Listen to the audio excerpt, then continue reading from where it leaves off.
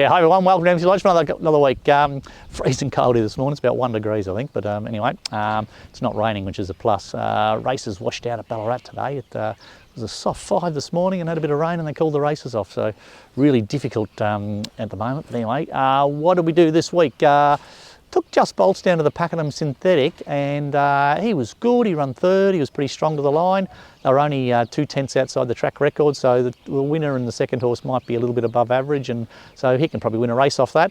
It was interesting, the Ballarat Synthetic is significantly different to the Pakenham Synthetic. The Ballarat Synthetic's a horrible track, and the kickback is terrible, the surface is terrible, the horses pull up ordinary. I took Just Bolts to Pakenham and nobody was complaining about it. There was no kickback. My horse pulled up good, he raced well on it, they ran time.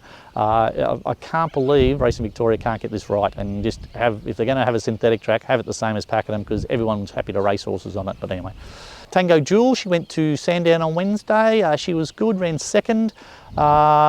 Interesting, the first 3 place getters there, Craig Williams had ridden them all last start, so you obviously picked the right one. But she was good again, wasn't she? She's very good. She jumps, she puts herself in a good spot, and she tries really hard. The winner was just far too good, but she battled away, and you know, she's around about that mark. She just, I suppose it's the old saying, if you stand in line long enough, eventually you'll get to the counter. She's a bit like that. She's running great races, and eventually she'll win another one, I suppose.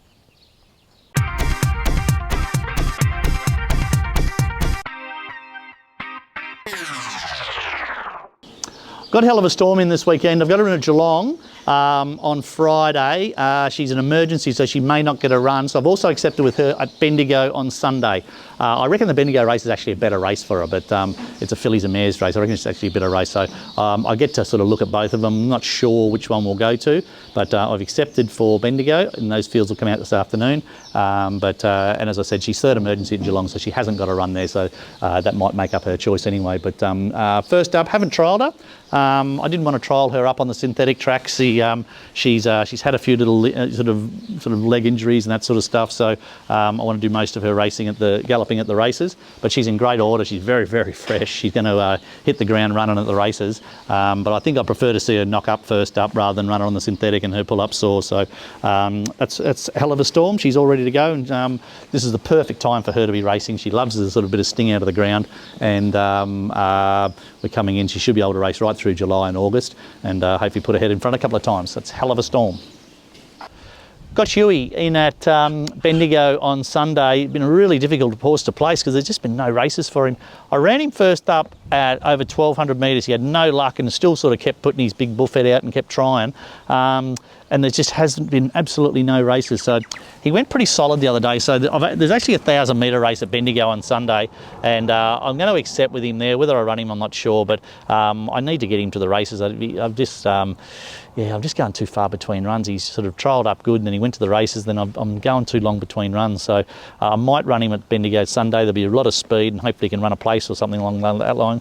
And then when we can find a better race for him, which is more suitable, he can put his head in front. But seems to be going good. He's nice and sound. He's nice and healthy, and his works here is really good. But he's just that real aggressive going horse. So 1,000 metres at Bendigo might be a pretty good race for him anyway. So that's Huey.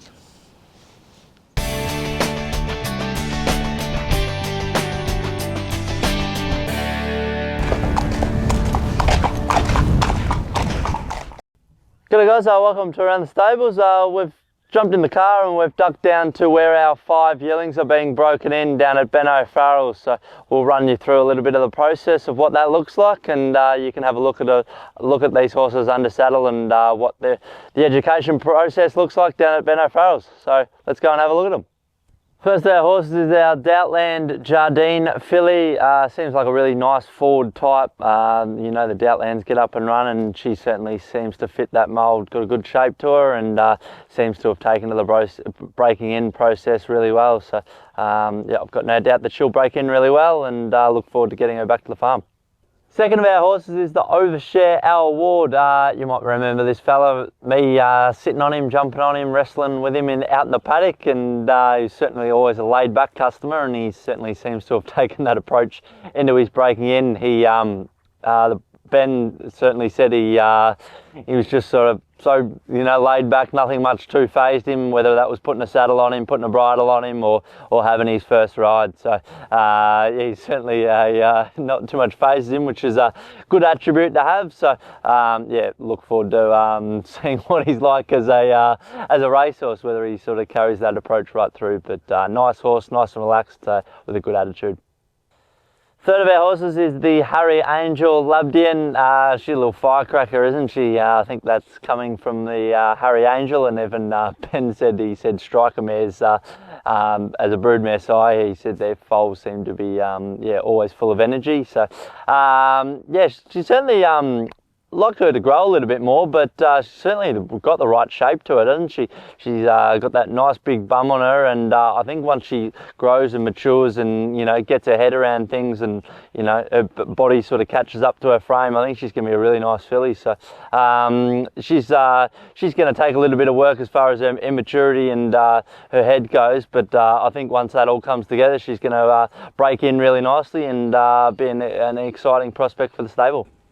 Fourth of our breakers is the Rubik Fortune Rose. It's always exciting, mares that we've raced, and then we get to see their progeny come through the system, and this is the first foal out of Fortune Rose. So, Fortune Rose, she was always a highly strung, flighty sort of mare, and it seems like her first foal by Rubik carries a few of those tendencies. She's not big in stature, but she's I like her shape, and she certainly seems to be go forward enough. She yeah, it's a bit of a handful, sort of throwing the saddle on for the first time, but she's taken to that process really well, and working around the track really nicely. So it would be good to get her home in the next couple of weeks, and yeah, see how she grows up.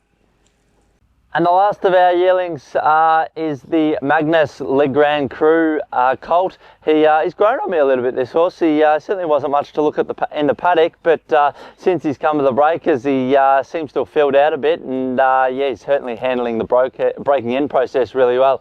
Yeah, he was always a nice laid back sort of customer, but yeah, he seems forward enough, and I just like how he's sort of matured once he's sort of come under saddle and a bit of work, and seems to have filled out really well. So yeah, he might be a horse that the more we do with him, the more he improves, and he might be a little bit of a surprise packet.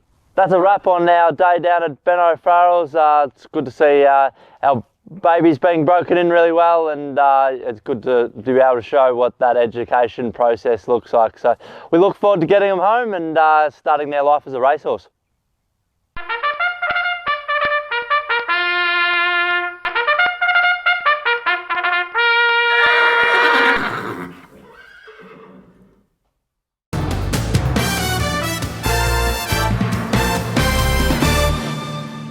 That's it for another week at Emsley Lodge. Thanks for watching. Rob had no luck with his tip last week, but I'm sure he'll make amends this week, and let's see how he goes. What do we got?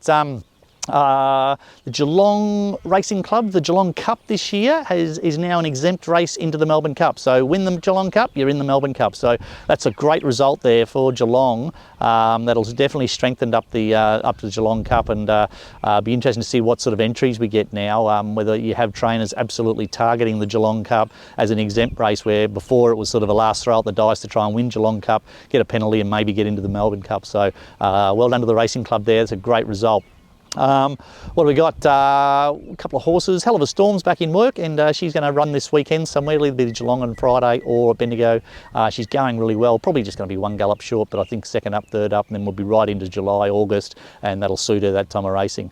Huey, I'm not sure whether I'll run him or not. I just can't find the right race for that horse, but I might just run him on Sunday and give him a nice gallop at the races, and then find another race in a couple of weeks' time. Really difficult at the moment. Like next week's races, I think there's 3 synthetic races. There's a Ballarat race, a grass meeting washed out today. There's Pakenham Monday, there's 2 Mildura race meetings next week, and it's just really difficult here at the moment to find races for horses. So I've got quite a few horses here that are just going to be ticking over. We might even have a couple of jump outs here at the farm just to sort of get these horses right up on the mark, and so when I can find a decent race for them, that they're going to be fit enough and hard enough, because even trials, you've got to drive 3 hours just to give a horse a jump out. It's a little bit tough, but other than that, you've got to trial them on the synthetic, where history will tell you they pull up sore from it, so I'm not going to do that. Anyway, we'll look forward to next week. Till next week, see you later.